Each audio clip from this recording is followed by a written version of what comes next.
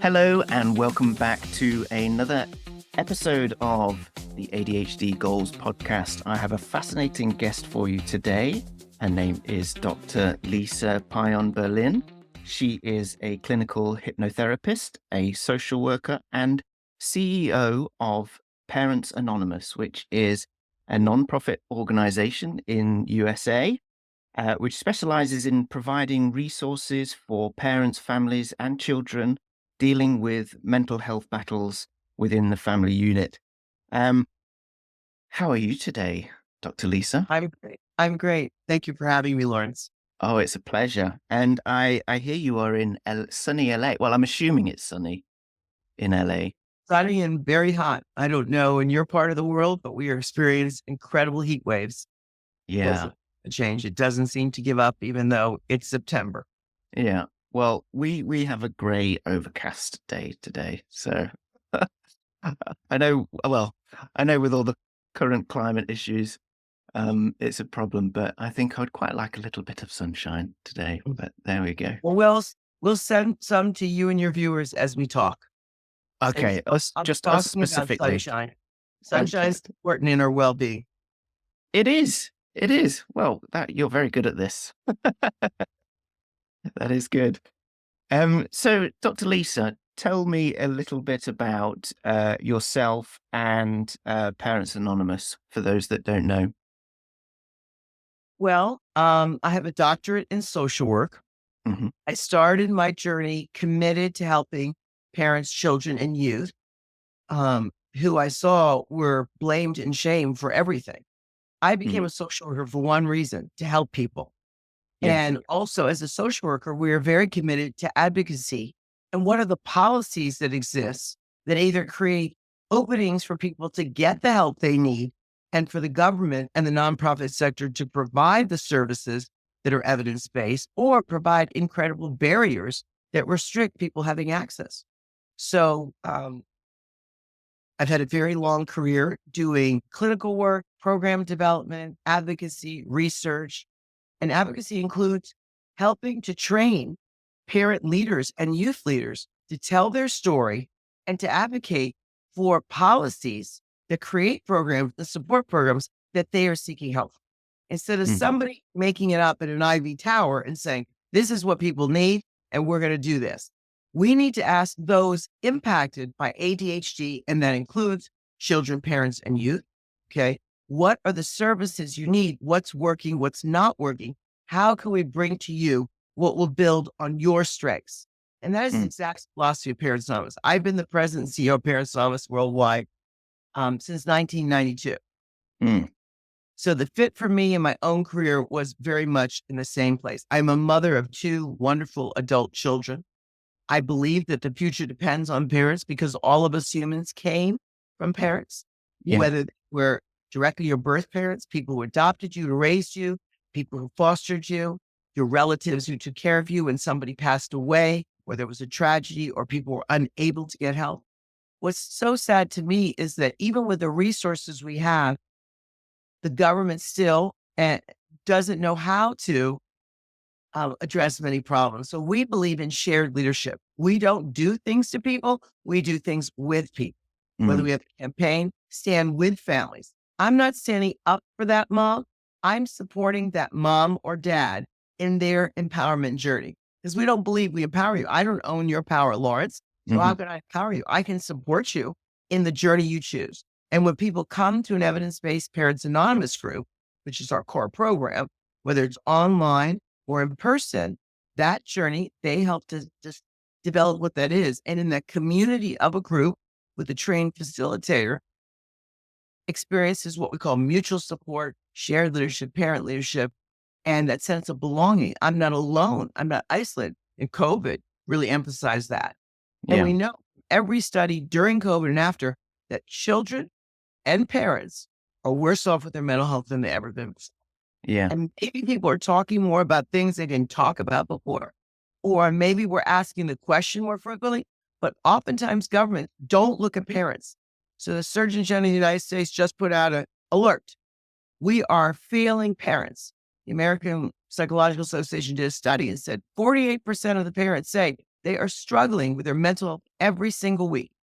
Hmm. That's half of the people Yeah. raising children today. We're Yeah. talking about Yeah. including the children in the United States of America. You're talking about 170 million people. Yeah. So we I have was sorry.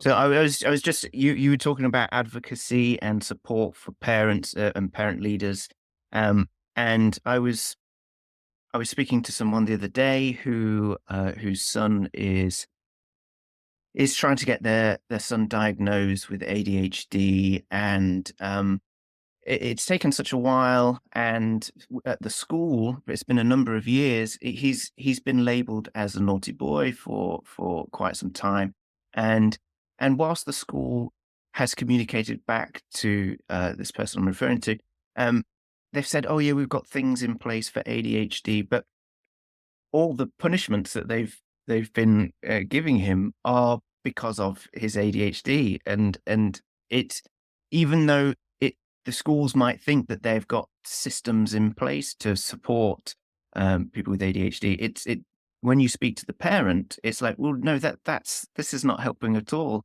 and so I wonder, how can we change that? Well, I think you had a very important part. There is an entire disconnect with people's understanding about ADHD and other things that we call like neurodivergency or whatever. That's the sort of trend in the field. But what is ADHD look like? And what are these systems capable of doing?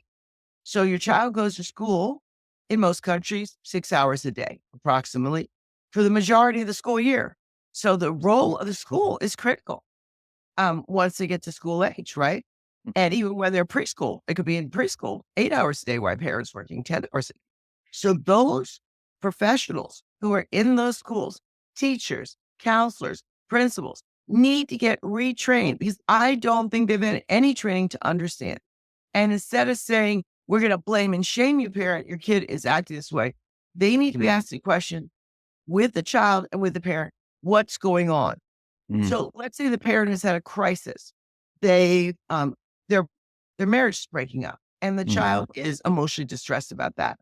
And they're acting out in school. How does the parent feel safe enough that their confidential personal problems can be partnered with the school to say, hey, my child needs a little extra TLC. And actually, I read a story once about a teacher who told all the parents at back to school night or at conferences, you need to text me the TLC code and tell me, even if you don't want to share why, my child, Johnny, Maria, Susie, whoever they are, okay, needs a little extra TLC. And that teacher said, I'm willing to be there. Now, they're not the therapist because they have to run the classroom, teach math, teach science, writing, whatever it is, depending on the age group. But the teacher reached out and said, how can I partner with you? And mm, then the teacher should be able to say to the parent, what other resource do you need? And if the parent doesn't know how to seek them in the community, support the parents to keep seeking. We have an expression in parent zones. Asking for help is a sign of strength. But every parent, whether you think your child has an ADHD or whatever, is afraid to ask for help because oftentimes they're blamed. Why is your kid acting this way? mm. Oh, they ran away. What'd you do? And it's a lot of judgment because these people in these staffing roles do not have any training. That's Yeah. number one. And the culture supports that. So in America, even though the school district is required to provide services to every child who goes to public school, required. So if your child needs special needs class, your child needs accommodation, your child is in a wheelchair, those are maybe the more obvious things. They need to provide for it. And oftentimes the school districts complain that if they have more kids evaluated, they don't have the resources to provide. So there Mm, the parents can be, you're doing no child justice to pass them on in school when they've not learned anything mm. and not help them because they have learning challenges and having ADHD creates learning challenges. What is the adaptability? What understanding how people's brains work differently, think differently. I think somebody gave me an analogy years ago. It's like taking a freshwater fish and putting them in salt water. They're going to be Yeah. struggling. Okay. You put a square peg in a round hole and it doesn't go through. Yeah. And oftentimes, everybody sit on the square, everybody do this, everybody do that, and this and that. And now we're realizing that the mental health challenges that kids have and the feelings they have, they bring them to school.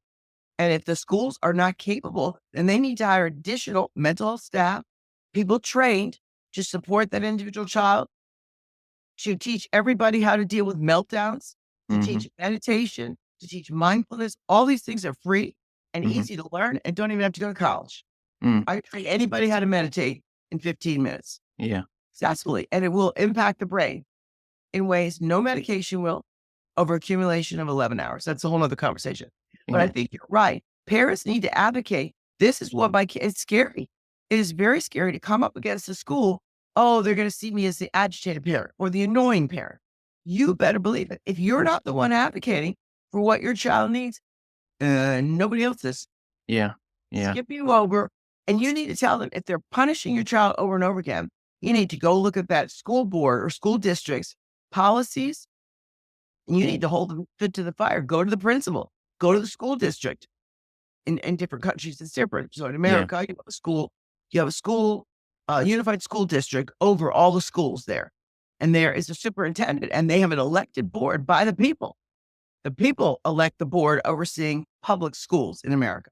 Hmm. So even though our taxpayer dollars are big, and our taxpayer dollars, I'm paying for those teachers who are abusive to my children. Absolutely impossible. And we need as parents to rise up. And that's why we do parent leadership training. And oftentimes people call our helpline and say, I need to practice. How am I going to talk to this teacher? Because the way this teacher talks to me is outrageous. It's Yeah. outrageous. Yeah. And we talk about how do you go in and say, I want to partner with you. My child's struggling and they need an evaluation. It's scary. I don't know one parent who ever asked for an ADHD assessment or was told you need one, didn't spend at least an hour crying about it. Mm. Hmm. Beforehand. Because we as parents feel in our heart, oh my God, is something really the matter with my child that could be a lifelong journey, a struggle, but they're struggling anyway. Are they going to be labeled in a certain way that's detrimental? Is it going to be helpful? All the services there, which you just raised, or is it just going to be another thing to push him or her aside for the rest of his life or her life?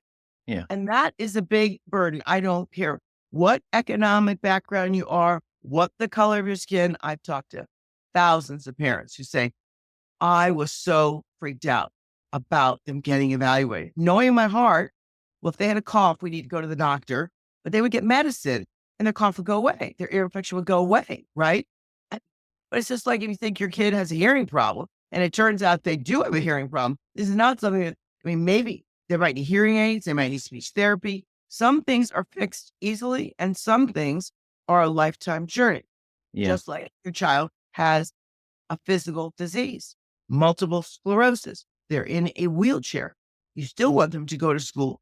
This whole idea of mainstreaming kids, has been sort of in and out of the field, not having separate classrooms. How do we provide accommodations? Are schools providing behavioral assistance to come into the classroom when the child has a behavioral? But my Yeah. thing is, what are you teaching the parents and the teachers and the school counselors and the aides and all those people? Because all that negative putting down your child's just a behavior problem. We're going to punish them. We're going to suspend them. In America, you cannot suspend kids who have what's called an IEP, an individual educational plan. It's against the law. You know how many parents would come to parents' office here? My kid had a problem on the playground and they suspended him. First thing people in the group said, does he have an IEP? Yeah. Well, Hmm. then you go back to the principal and say you're violating federal law. Because you Hmm. can't, in America, you literally can't punish kids who are already decided they have individual educational needs, mental health, physical challenges, whatever it is. They can isolate them. They can say, you're going to go to the homework room. You're going to do this. You can't go to recess. You have less privileges. They can't send them home.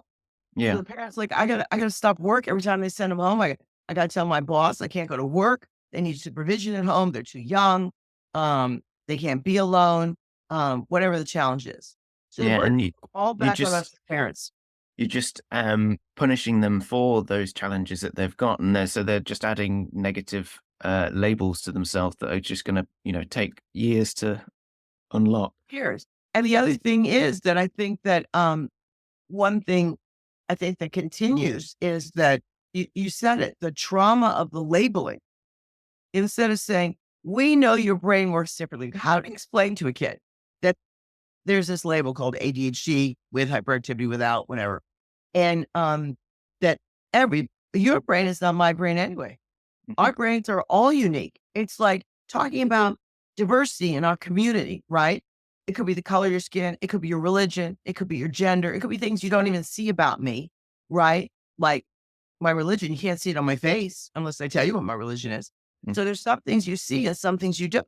But obviously kids who are in a classroom together, that's their community. That's their learning environment. And we want to be very sensitive to everything about that. Bullying, who interacting with whom, what's going on, how are kids dressing, the cell phone usage, all these issues that are going on in their life, which the majority of their waking hours are at school, if they're school age, Yeah. right? And we need to have much more say, and parents need to get involved. Yeah. It's a parent association. Find other people who have similar issues with kids.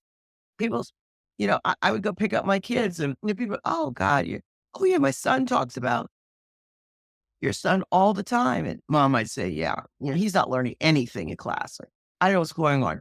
Do you think that math is being taught? Well, whatever the minor issue is, parents connect with one another. We don't Yeah. want to feel alone. Now, we might not give you our whole life story because I just met you on the playground or at the pickup corner or whatever, but people share information and people Yeah. seek information, and the internet is our greatest power. I'm just saying, be careful what you read on the internet. Make sure the source is good. Make sure if you're going to join a group that you've checked it out, credible, because there's a lot of fake stuff on the internet. Yeah. Well, I think what stuck out to me, what you said earlier, was it's the key thing is partnering. The school and the parents need to partner together to discuss what specific challenges the child is having. And because I think, well, particularly here in the UK, I think I don't want to be too down on schools and teachers specifically, because I do think they have a hard time. But I think when they get trained, it's more of a sort of a one size fits all. This is ADHD. This is how we deal with it. Whereas, you meet one person with ADHD, you've met one person with ADHD. They're all different sort of challenges and consequences.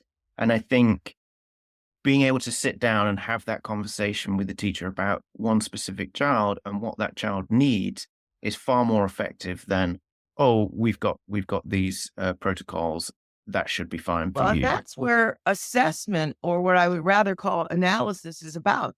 And if the child is in school, you should be sitting down and talking to them too. Mm. So when a child has a meltdown, or it seems they're really struggling with a subject in school, the teacher and the parent and the child should be sitting down together and asking the child, what's going on?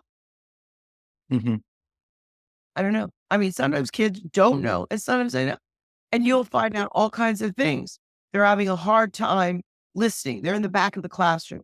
Somebody's been teasing them. They feel very unsure about their friend who's not talking to them anymore, and they feel their feelings are hurt about their friendship, and it's affecting their ability to pay attention in class. There's lots of things going on with us as humans, and to not treat children as fully formed humans, to ask them, what's happening here? What do you think's causing that? Mm. I'll give you an example. I worked with a 7-year-old, extremely bright, and by the way, we all know ADHD children usually have high intelligence scores. His parents, two professionals. The teacher kept saying, he's trouble, he's trouble, he's trouble. And the parents were worried about him getting labeled. So if you get a diagnosis, it feels like a label, not like a gateway to open up help. Hmm. So we have to talk about these things and not label it. Yes, the school district, if you have an IHP, an but a trained psychologist is supposed to do this. This is not. They interview the teacher, they interview the parent, they interview the child, they interview all these people, and they look for all these, what does this picture look like? But if we don't even ask the child, even at the moment of the meltdown, so this child was so I asked him, okay, so I taught him some meditation techniques and some grounding techniques. And he would go, and I said, what are the signs for you? Mm. And he told me that he would feel something in his neck tingling, that when he was getting really upset, some kid was telling him something or taking away his paper, or whatever the circumstances were. I wanted him to somatically understand his body as Yeah. a clue, because our minds are very complicated, right? Yeah. Well, he said this and he said that, and that happened. Okay, well, that's a big journey right there. I wanted him to feel something on some somatic level that could be his identifier. And it Yeah. was. And I said, when that happens, I want you to go up to the teacher and say to the teacher, um, well, actually, he decided to make this up. He said, to the teacher, Dr. Lisa told me I need to ground myself. I need a few minutes. And the teacher said, okay. And she never met me. Okay. I didn't think the parent told her the first time. And he sat down and he did some grounding techniques and he did some breathing techniques to get, so there was nothing thrown, nothing screamed. Nobody went to the principal's office. Nobody, the whole class were freaked out. And he got to deal with his issues. But it's very hard in a classroom with 20, 30 people, kids, to individualize this. But I think education needs to be much more educated. And this thing about we're going to have sort of law and order, all these kids are always going to behave, nobody's going to shout out, everybody's going to be learning, is ridiculous. Yeah. And we as human beings, as adults, we know that's not the case. Yeah. But, and, you know, in the US, we say 20, and now it's more like 30% of kids are having what we call severe emotional disturbances, and they're in school. So if I look at a classroom and I'm a teacher, we need to help support the teacher and change their mindset, because their approach to this means they're not going to listen to the parent, and the parent feels shut down and the kid feels picked on. It's like if your kid's being bullied by somebody in school and they decide to move your kid's desk versus the person who's bullying the child needs to be isolated, then you're just blaming the victim, as we say. Yeah. So schools do things all the time instead of deal with what the problem is, which is bring the parents in, bring the child in and say, here's our policy on bullying. These are the behaviors your child has done. These need to stop. And by the way, your child needs some help. And you need to commit to doing that. The schools can say that. They can't turn the child away. I mean, they can discipline children, obviously. I wonder if you have any advice on, I mean, the way you described it just a moment or so ago, about talking with the child about their emotions and feelings. Because I think, particularly with younger children, it's quite difficult to get the child to be able to express and understand what emotions they're feeling. And I can think of a parent that was telling me the other day about conversations that they were having with their child. And she had spoken to the child, repeatedly about these situations at school. And she had always said to the child, oh, were you feeling anxious? And it's just the understanding of these, the nuances of understanding words. Because he was like, no, because the way he reacts to it is with anger. And we know when we get angry because we're probably anxious about something, but to him, the word anxious was like, no, no, I wasn't feeling anxious. It's almost weak, but I was angry. And so it's very challenging to have that conversation where we all understand exactly what's going on. So what advice would you give for parents that, depending on the age of the child, helping them define what we call the essential underlying feelings are, which is what we're talking about. Fear, loss, drive everything. So anger is an outward expression. I'm pissed off, right? I'm angry at the traffic. I'm angry at my boss. I'm angry at, what the teacher's telling me. That's just not getting it, what's going on in my heart. So teaching children very young, and parents should use themselves as an example. So kids don't relate well when adults, in my opinion, don't put themselves in the story. So parents can think about a situation that got them, that they were frightened and they reacted in a certain way. So there's the underlying feeling of fear, rejection, and all that makes me act out and be angry, yell, get upset, throw something, whatever. So number one, if the parent can define an example for themselves, it can help the child understand that. Now, I'm not talking about below 5-year-olds. Like really toddler age children, you can use pictures. What's a happy face? What's a sad face? The word anxious, you're right. Anxious is putting a label on a child unless they want to use that. Okay. And anxiety is a very complex concept, how it manifests in you or me. It could be, I'm going to go on this podcast for you and I'm very nervous. Does that mean I'm an anxious person? Maybe I'm just nervous about what I'm going to say. How do I look and how it's affecting me? And then I need to process that. So teaching kids to identify what their underlying basic feelings are, which is not I'm pissed off. What is driving? The essence of the conversation needs to be more like, what happened? Let's break this down. What really happened that led up to you're angry? Okay. The person said angry, go with it. Let's roll it back like we're looking at a movie and we're rolling it back in time. Let's go back to what was going on and have them look at that and try to get at what we call our basic emotions, which is usually fear, rejection, a fear of acceptance. Nobody's going to like me at school. I'm going to have no friends. They're playing over there, but they never asked me to play with them. A young kid might say that. Teens might say, all the peer pressure around drugs, sex, rock and roll, and you name it. I'm not in the in group. I'm considered a nerd, or those people never talk to me. Most people talk about some of their childhood experiences as being very traumatic. And what we talk about in Parental also is how can you create more positive childhood experiences, and your experience in school is one of those major areas because you spend so many years in school and you spend so many hours a day. So school is very influential, which is peers, teachers, adults, and the environment. And the perspective of their life, the perspective of a child at that point in their life. That's, this is the most important thing. So everything is amplified. You might find out that the child is angry because they're really being bullied, but they've never told you they were bullied. Okay. So I'm just, that person said that to me and I'm done with that. But what was happening leading up to that? How many times were they insulting them? What did they really say? And, you told me not to pick a fight with people. So I keep walking away from them, but they keep picking on me, but they've never told us that before. A lot of kids don't want to tell their parents the details because they're worried about what the parents are going to do. And is it going to point a finger back at them? And is it ever going to be resolved? Because they're afraid. I mean, fear drives most of what we do. Fear is very, very basic thing. And if I'm afraid, I'm going to be angry. If I'm afraid, I'm going to act out. If I'm afraid, maybe they'll throw a chair in school because I've just totally had it.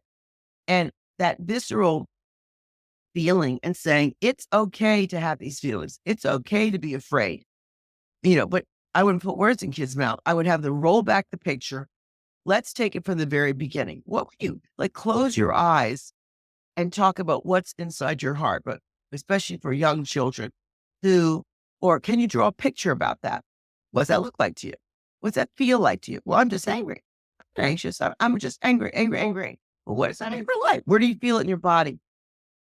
Do you feel like your heart's racing? Do you feel like you're sweating? I'm not telling kids, but kids tell things like that. Like that child telling me they had this little neck pain and they were able to ground themselves when they needed to and avoid it. And then I told that parent, I'm going to go back to that little 7-year-old boy. I said, change classrooms because that teacher is not there for your son. These two parents had met with them and this teacher said the following: your child is the worst kid I've ever taught. And this mother came to my office crying. She and her husband. I said, okay, you know what you need to do. Go and change classrooms. And get a supportive environment for your child. You are not at the mercy. Some people have to change schools entirely, right? Sometimes you can change classrooms. Well, that's not our rule. You have to wait months for that. No, you have the power, at least in America, because you pay public taxes to go to school, to go all the way up to the school board to say, no, that's unacceptable. This is harmful to my child. Okay. This environment is not a learning environment for our child.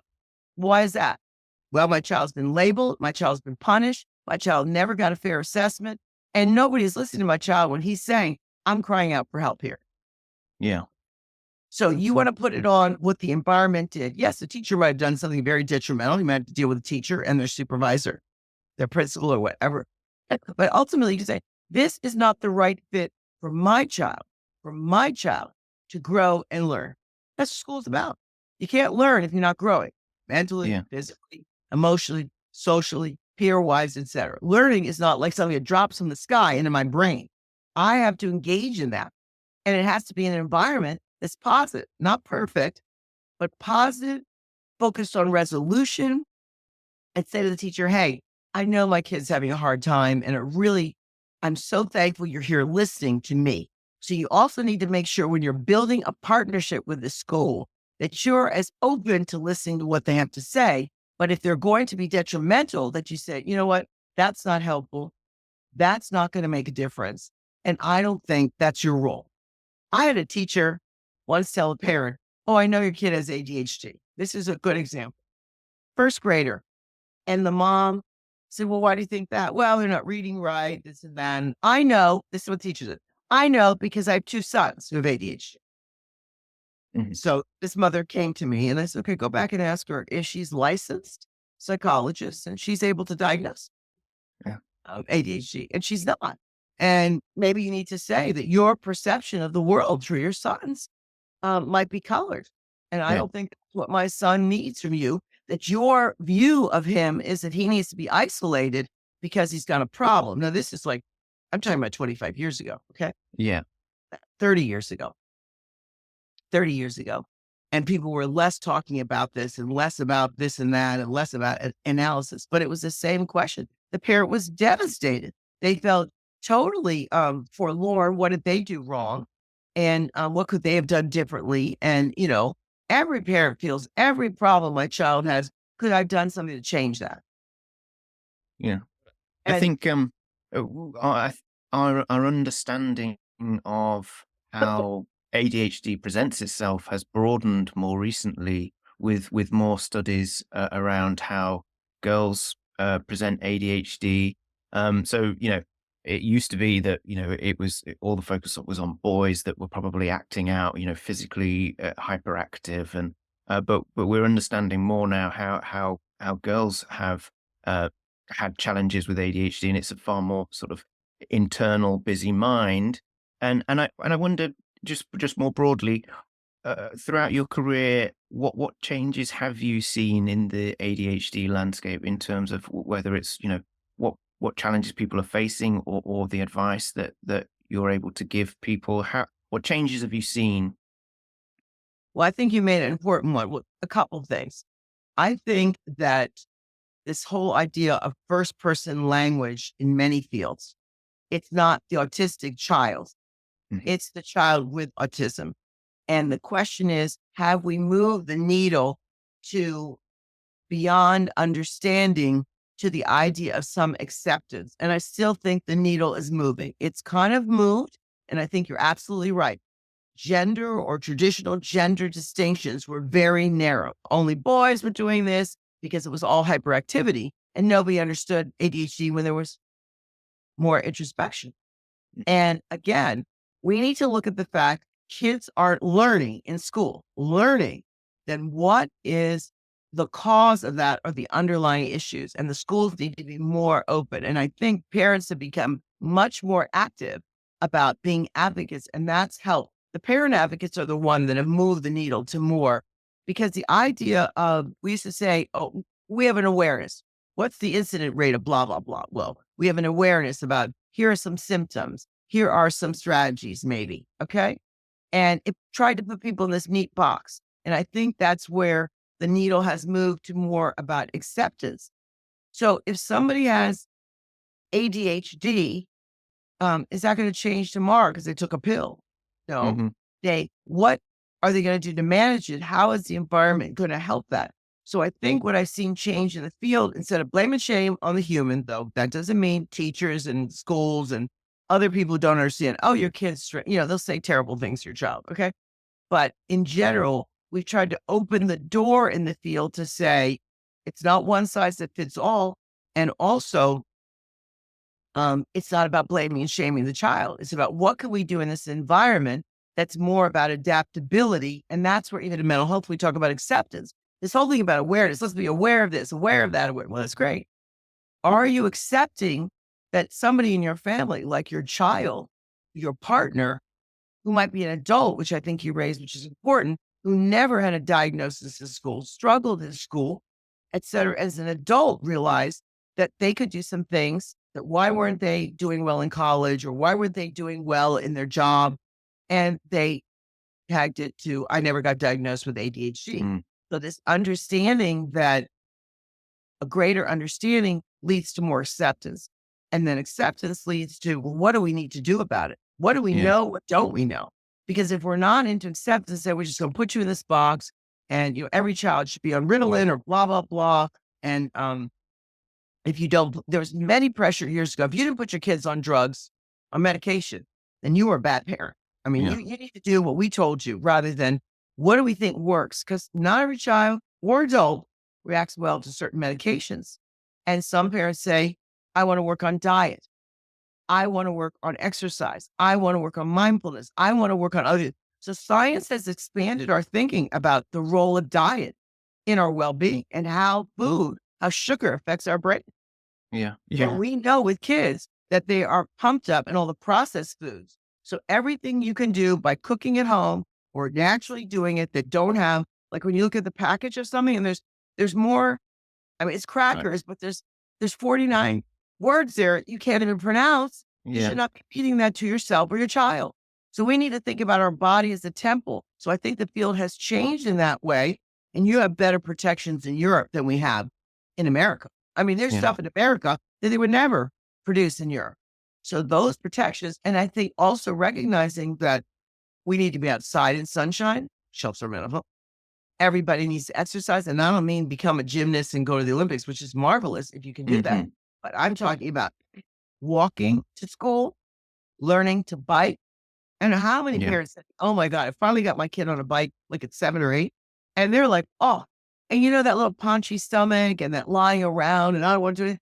No, they want to go out with their friends and I mean, safely, go to this park, skateboard, go here. And they community, it's a community of skateboarders, bicyclists, and other things. I didn't say they joined the soccer team. Okay. And they had to go to practice 14 times. They found a social niche with other people and all that Yeah. exercise is so healthy. And they said, oh my God. And I ran to this woman. I saw her son. I hadn't seen him once. Not only did he shot up, he was like trim and strong and telling me he was going on these roads. And I'm like, wow, you're like a biking, not expert. I mean, he's like 12 now, and those things are all opportunities we as parents, we might have a very busy life. Maybe we can find a used bicycle to get our kid. Maybe going to the park and then meeting up with other kids to do things that maybe aren't organized. Sports doesn't have to be sports. Everybody's not sports Mhm. oriented. Moving our body, taking a walk after dinner with your whole family for 10 minutes will help everybody digest their food, reduce fat, and help your well-being. Yeah. And going outside for 15 minutes, even if it's cloudy in your country, Yeah. there's still It's still some sunlight. some sunlight coming through that we get out of a building and go outside will help our well-being. Yeah. You touched upon the fact of like parents sort of diagnosed later on in life. I hear it a lot. It's because parents are trying to get their children diagnosed and therefore looking at the symptoms and challenges of ADHD, and then they're all going, "Hang on, I think I've got ADHD." So, what advice would you give to families that are encountering this sort of multiple diagnosis? Because it can be, I think specifically about myself, and I suspect that my daughter has it. I find it very difficult to organize myself to be on time, but when I'm on my own, I can cope. For school times, getting ready to go to school, we really clash because I'm trying to get myself ready, and she's trying to get. I'm not there able to be overly prepared to get her ready for the on time. So what advice would you give to families that are having this sort of multi-generational diagnosis of ADHD?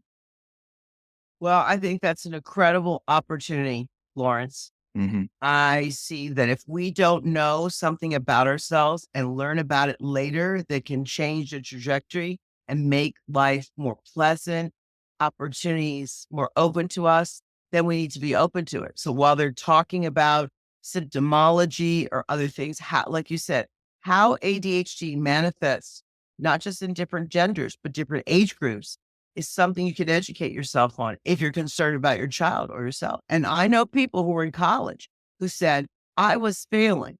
everything. I couldn't do anything. I got into college, but and then they started on a path realizing they went to a counselor, they got a diagnosis, and they started doing special techniques, sometimes taking medication. And they said they got on the dean's list. They were able to learn, they were able to focus, and that's the journey they're on. So I don't think it's ever too late. And I think we as parents and adults should not ignore, well, I got through school and that was fine. And I have my own management skills. And maybe you're absolutely right, Laurence, because when we become parents, we have another person we're responsible for, right? So we start seeing in the child, oh my God, they're like me in that way. Boy, I've been struggling with that. I don't want them to struggle. So Mm-hmm. think about it yourself. It's like, me needing to grab the tissue so I don't sneeze on you. It's the same thing. If I take care of myself as a parent, I'm going to be able to be happier as a person and a better parent. So if that's my commitment, I don't want to ignore what's going on with me and talking about it in the family and saying, I did some of the same things you did as a child and nobody was helping me, but I'm here as your dad right now. I'm here to help you. And I'm realizing I have some challenges. So we're on this journey together, not Mm-hmm. to scare the child, because your journey will be different as the parent as their child is, because they're growing and developing. And when they go through puberty, there's different, things going on in the brain. And by 26, they don't even have judgment well. I think you're well beyond 26. So your brain is fully developed. So you can say to them, I'm journeying. I've learned so much from you that I want to build more adaptability. And I think when we think about the brain and how the brain drives the train, it's like the engine of the car. Yeah. It's like the brain doesn't necessarily change. We are changing how we're steering. Okay, Mm-hmm. here that traffic. I got to turn. I got to move over. I got to move lane. And how can we deal with the adaptability skills and environment that we want to be in? Some people say, I've been in a job, I hate it, and I've never been able to do it, and I need to change careers. I need to do something differently. I'm going to drop out of college if I don't get help because I can't even finish my college papers, or I can't even get to class on time, and I can't do this, and I can't do that. And I seem distracted about everything. And is that me? People do a lot of blaming when, as a child, nobody said, your brain works differently. Mm-hmm. And when your brain works differently, we need to figure out how to support you. Yeah.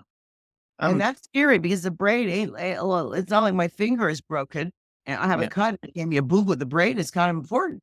And you need to make sure the kids don't get too scared about that idea. Am I going to ever be any different? Yeah. Um.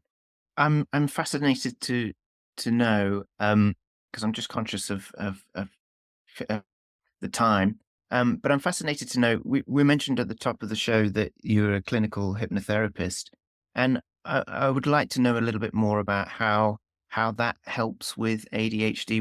What does that look like, or what does the person that has had the hypnotherapy, what do they come away from that session being able to, I don't know, identify, or how does that work? Well, first of all, in hypnotherapy, people are put in clinical hypnotherapy into a light trance state. So I Hmm. explain, you're not asleep. If Mm. you're sleeping, then you're in a sleep state and you can't Yeah. hear it. So my role as a clinical hypnotherapist is to put people into a light trance state and for them to first determine what do they want to work on. So let's say this child wants to work on the outburst they recently had.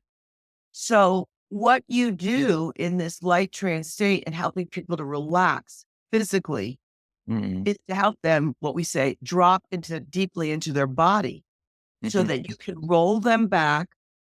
What was the first time you had these feelings? And it's focused all on feelings, not your behavior. Did you smack the teacher? Did you smack the kid? How'd you smack him? Open face, close it. I don't really care how they smacked him. I want them to go back and experience different experiences in a trance state, in a supportive environment where they can redo the narrative. So there's one thing is getting totally relaxed, sinking down because I cannot make you go do something you can't do. That's not what clinical hypnotherapy is. Okay, that's Yeah. team.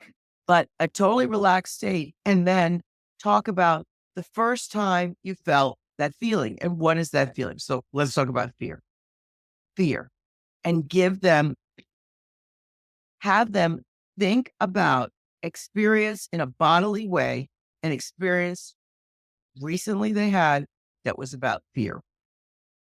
and re-talking through the narrative. So Mm. there are many things we do. We use an energy hose, and they can use that to physically, hit on a hard pillow, not to pound on another human being, Mm. but get that emotion out. What is that fear like? Leave me alone. You're not controlling me. I'm not afraid. And they use those words to help them physically release Mm-hmm. this visceral feeling of fear Yeah. associated to an event. And it doesn't have to be at 2:00 on Tuesday. Johnny said this to me. It could be, I felt this way on Tuesday. Okay, let's just feel what that feeling is. So you help them raise up the feeling in a safe environment, release that, and then come up with a new narrative. And Yeah. also create what is a safe space. So we talk a lot about using your thumb and finger together, thinking about a color, a word, and then where are you? So everybody has a safe place. Maybe it's the Mm. beach, maybe it's lying in your bed, maybe it's sitting at your grandmother's kitchen table while she's cooking cookies. And people are asked to use all their senses: sight, sound, smell, taste, touch, everything. Okay. To bring you there with your eyes closed and to create like a resource for that. So I'm waiting. Um, I'm going to have a math test. I teach kids all the time. Use your safe resource. Spend a minute, close your eyes on the way to school, in a car, or when you wake up, to bring yourself to the safe place. So this is, again, clinical therapy is all about the person using their own tools to empower themselves, safety, expression of deep emotions, and then, but you have to rise those emotions up. So I come in, I'm having a good day and everything. No, no, no. In the trance state, I have to go back to what that feeling is to feel Yeah. like, 1 to 5, where am I at? How can you rise that up? So you want to push it out. Yeah. Because You it want can to be push very it out the door. challenging. It can be very challenging with ADHD to sometimes have that self-awareness or even know what feeling or emotion it is that we That's are right. feeling. And it's just, we're more aware of the reaction that we have. But that And that's makes a why lot of sense to me practicing now. Yeah. also and teaching kids and other people to, when you start getting that first physical feeling of the emotion, basic breathing. I mean, there is a basic breathing techniques all over that anybody can be taught. You double your counts out that you breathe in. So you breathe Mm. in 2 counts through your nose, hold it a second, breathe out 4 counts. That creates your vagus nerve in your body turns on. That's from head to toe, which helps you relax. So that doesn't solve the problem, but it gives you control. We want the person, the child, the adult to feel like, in this circumstances where my brain is going like, you're right, I can't identify. I'm giving you this logical, but it happens over time in Mm. there, right? It doesn't happen. Okay, Yeah. it was like math test, 1 + 1 is 2. Um, but these small things about when you realize something's going on with you, or you're upset, or whatever the word the child may use, they can use breathing techniques. They can ground themselves, like putting their feet down. They can learn tapping. These are all, this is an anxiety area, your chest, Ah. tapping here. Anybody, any parent can teach your child to do that. You don't have to go to a therapist. Tapping has been shown to be very, very effective when people are anxious. And there are different parts outside the wrist that people use. I'd seen that. I can't remember where I've seen that now, but And there that are all rings a kinds of people bell. on the Yeah. internet. Don't pay for it, because some people send you to a course and you can say, does this help me? Does this help me? Yeah. There are parts of the body that are considered anxious. Okay. Hmm. And there's some very specific, you could buy a book if you wanted to, but even what the tapping does is like EMDR. It's like it creates this neurological way to create control in the environment. It's like we don't even know what the causes of ADHD. I mean, a lot of people have said it's been sugar, it's been processed food. I mean, I don't think those things are healthy for us anyway, but many of these organic and conditions we have in life, we don't, Yeah. unless you can directly connect into this and that. You look at a family. Do you have one child who's got ADHD and one child who doesn't? They came from the same parents. They Mm. live in the same household. So environment, etc. Yeah. Their experience in the womb different? I don't know. Mm. What's a combination of the genes? That 2 siblings are different? Maybe. So the why is not so important as what is and what are we going to do to accept and deal with it. And parents need to get support, Yeah. whether you call our helpline or go to the resources on our website or reach out to other people. This is a lot. And you have every right to ask for help. And we believe that's a sign of strength. That is not a sign of weakness. And what I keep telling parents is keep asking for help. If that solution the school proposes, the counselor proposes, the therapist, the pediatrician, your friend proposes, doesn't work, keep going.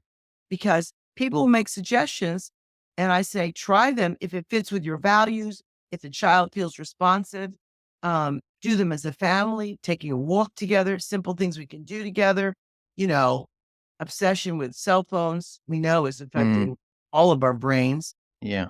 and model the behavior you want your child to do. And if you say, hey, I struggled in school in the same way you did, and I'm getting help now, that's very positive because I'm on this journey with you. And you don't have to be detailed oriented if you don't want to share, but you want to be on that wavelength with your child. I hear you.